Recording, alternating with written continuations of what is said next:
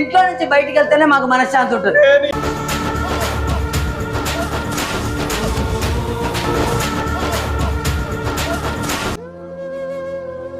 నేను బయటికి పోయేస్తా, పిల్లోడు జాగ్రత్త. సరే సరే.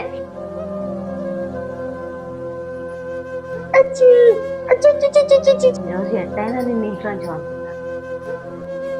ఈ మనిషి అయింది ఇంకా రాలే, ఇంతసేపు అయింది. అటు పోయిండు, ఎప్పుడు వస్తాడు?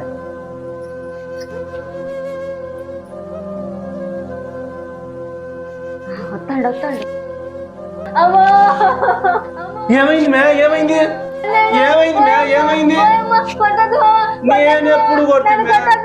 ఏమైంది మ్యా? ఏమైంది? ఏమైందబ్బా? ఏమైంది? ఎందుకు ఎడుతున్నావే? నువ్వు లేని టైం చూసి నన్ను కొట్టి కొట్టి చంపేస్తాడు.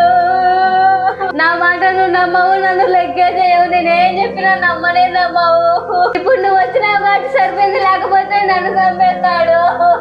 ఇన్ని రోజుల నుంచి నువ్వు మంచిగా అనుకుంటున్నారా? నీ నిజ స్వరూపం ఈరోజు మొత్తం బయటపడ్డది. ఇన్ని రోజుల నుంచి అది ఎంత చెప్తున్నా, నా అన్న కదా అట్లా చేయడు అని అనుకుంటున్నా. కానీ ఈ రోజు నువ్వు అట్లా చేస్తున్నావు అని నిరూపించినావు కాబట్టి నేను ఈ రోజు ఇంట్లో ఉండనియను. ఈ రోజు కాదు, ఎప్పటికి కూడా నా ఇంటికి నువ్వు రానే రావద్దు. బయటికి నడువురా. నాకు తెలియదు, అన్యాయంగా నా మీద అభాండాలు వేస్తున్నారు. ఇవన్నీ కాదన్నా, నువ్వు ఇంట్లో నుంచి బయటికి వెళ్ళు. నేను ఏమనలేదు. నువ్వు ఇంట్లో నుంచి బయటికి వెళ్తేనే మాకు మనశ్శాంతి ఉంటుంది. నేను ఏమనలేదురా. నువ్వు ముందు ఇంట్లో నుంచి బయటికి వెళ్ళరా. ఇంట్లో నుంచి బయటికి వెళ్ళరా. నువ్వు ఇంకొకసారి మా ఇంటికి వచ్చినావంటే మర్యాద అక్క చెప్తానా? పో అటేవో.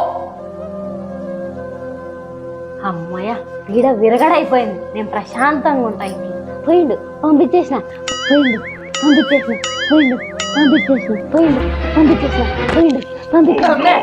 లే, ఏంది మే ముఖం మీద పోయిండు పంపించేసిన అని చిత కొడతాను ముఖాన్ని అంతా.